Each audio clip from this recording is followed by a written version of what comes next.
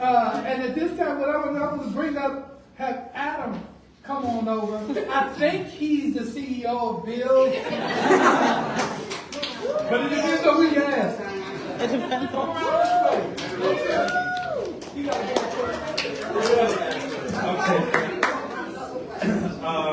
well, thank you, everybody. Thank you, Bradley.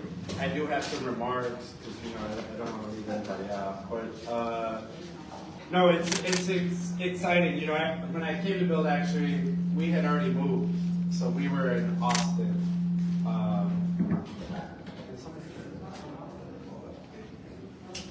Okay.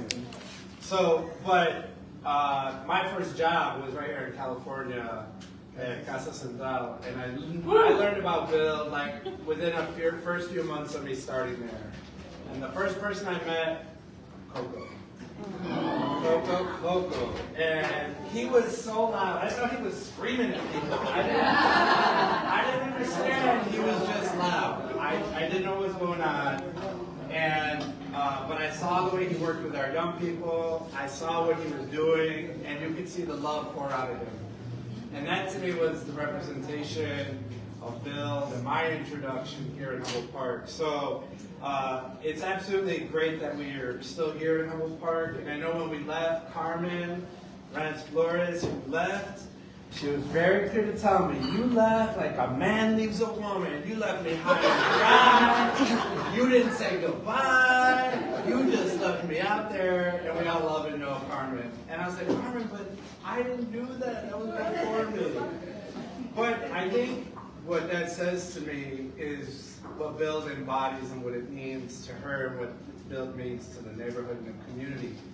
And so her approach to that was so heartfelt. And we love Carmen, and someone feels like you're getting smacked by her. But I respect her because she's someone who gets down in the neighborhood. She's someone who's going to fight and advocate for her community, for young people. And what she was saying was, don't leave. We need you. And so this is our fourth office now. During the pandemic, we were here on North and Spalding. And, the pandemic was what it was, but we were excited to have a space on North Avenue. And of course, on Lucas Church. My first introduction, man, that summer was hot. It was just sweating, and like hundreds of kids there eating hot Puerto Rican food for lunch. Like, it was great. But and then everyone across the park, but San Lucas was such a hub for Build. And again, my gratitude to Carmen, to the church, for them loving Build through it all. And then, of course, 1223 North Milwaukee. Who was there working at 1223 North Milwaukee? Man, there you go. I think I went to one meeting, and that was about it. I was like, upstairs, yes. But those humble beginnings really were important for the organization. It was about growing. It was about connecting in community.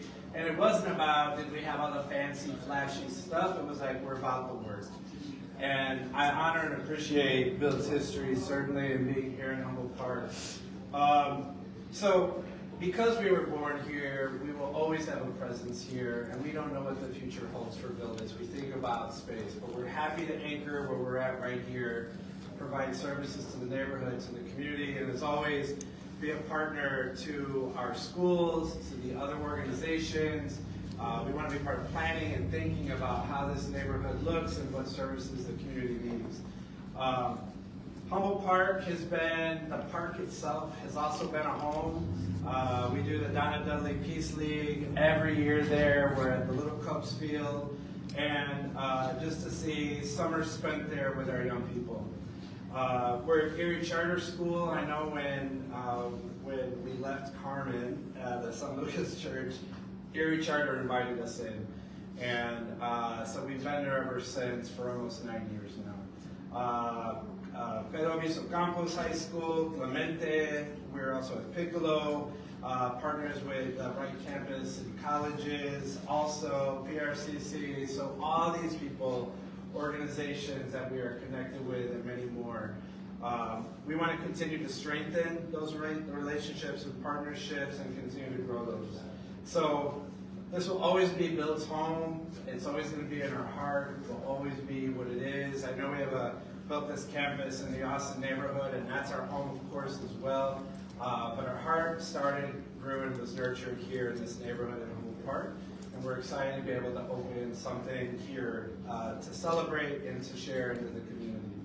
I'd like to invite Alder Fuentes, and I'm so excited that you are the Alder here because I got to know you through PRCC when you were coordinating the reentry program. And I think that was probably the first time I worked as closely with you in meetings and things. So to see you go from that to where you're at today, and we're so gracious for you to be here. So you'd like to share a few words.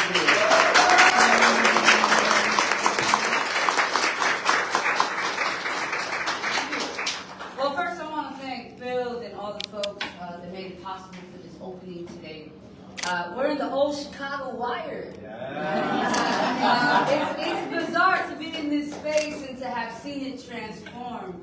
A manufacturing corridor where many of our parents, aunts, and uncles worked to provide for their families, to keep roofs over their heads for their children, to put meals on the table. And now, Build is here, making sure that we're saving the lives of those young people, of that next generation.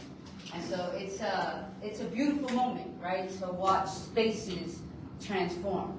And that's much of what we've seen in Humboldt Park, right? From the inception of Build to violence prevention organizations across the district, really focusing on not judging young people, not placing that judgment on young people to determine their futures, but to see them for all of the opportunities and potential that they are. That's right.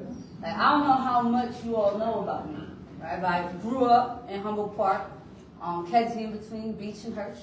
The park was literally my front yard. And I went to Carl Schurz High School at a moment where parents didn't want to send their kids to Clemente. When parents feared what it would mean for their young person to get involved in gangs and drugs. And, I come from a household of two parents that suffered from drug addiction. A dad that spent the overwhelming majority of my life in prison. And despite my mom sending me to a different school, I still got kicked out. And so, look, I was expelled at the age of 16. And I think that if I would have wound up in places where I only had adults around me that placed judgment, I wouldn't be the only person in the 26th ward. I was super lucky to end up at a high school like Albizu Campus, a high school that prioritizes having partners like Build, having people in classrooms and in the hallways that not only understand my lived experience, affirm it, and help me understand we're going to use that lived experience to make a difference in the world. It's how you turn the pain and suffering of a community like ours into propane and make a difference. And so when I went to that facility in Austin, while it's beautiful, it's not in Humboldt Park. And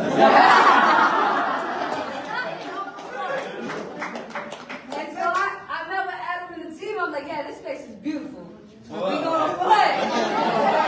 We're gonna have to figure this out. And so, my commitment as the old person of the 26th ward and someone who not only was born and raised in this community, but deeply has a passion and love for how we get to transform space, that this is only the beginning of Build in the neighborhood, right? I want to build an Austin-like facility in the 26th ward. And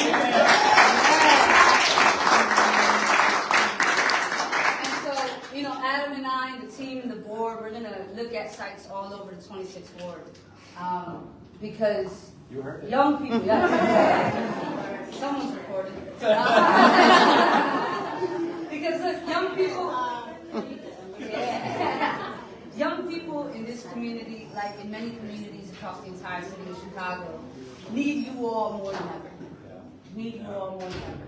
COVID, compounded with the housing crisis, compounded with violence that we see in our communities, has impacted young people in a way that we've never seen before. It has impacted their ability to socially engage with their friends, with their families, with instructors, with schools. And they need to feel like folks see them. Not just hear them, but also listen. And so every time you are out doing work, every time you walk in this office and you meet with a young person, know that you have already made the difference. Showing up is half the work. And so I appreciate you all for showing up and every day that you're going to. And I'm here to show up for you and all that you need. Thank you.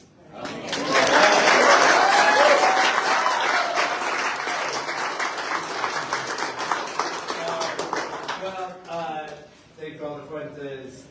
Thank you for sharing your story. I just want to invite you guys to mingle, see the space. It's not super big, but it's I think it's a very good space for us to do important work in our neighborhood and connect with young people so they are heard and seen and valued, and that we can bring out the best. You are at Campos, and you are now the alderperson here, right? And it's just the beginning for you, and this is exactly it, is that it's how we need to view all young people, is that the potential is just deep inside. Crack a way to get there and watch it bloom. So thank you for being an example for our community. And then also the food that you're enjoying this evening is by Chef Simba, and if you haven't had the cake or all the other food, please do. Chef Simba, we thank you so much for being a part of our celebrations. And she was sharing with me as I went to the back, not to have a fat boy moment and eat the cake, but I think she shared that the pleasure she gets is in when someone takes a bite and they're like, oh my gosh, this is amazing. And that cake, right? I'm into pieces. But it shows that when you create and do things with love, as Chef Simba does, it pours out when you then have a bite. And it's those sorts of things, and even cooking, the things that we have to do every day to eat or whatever can be made special. And so doing that with our young people, doing that with each other, sharing meals, and breaking bread, which is why I feel we will always have food. For meetings, usually to break bread, because it really is important that we share that time together. So thank you, Chef Simba, for making this time.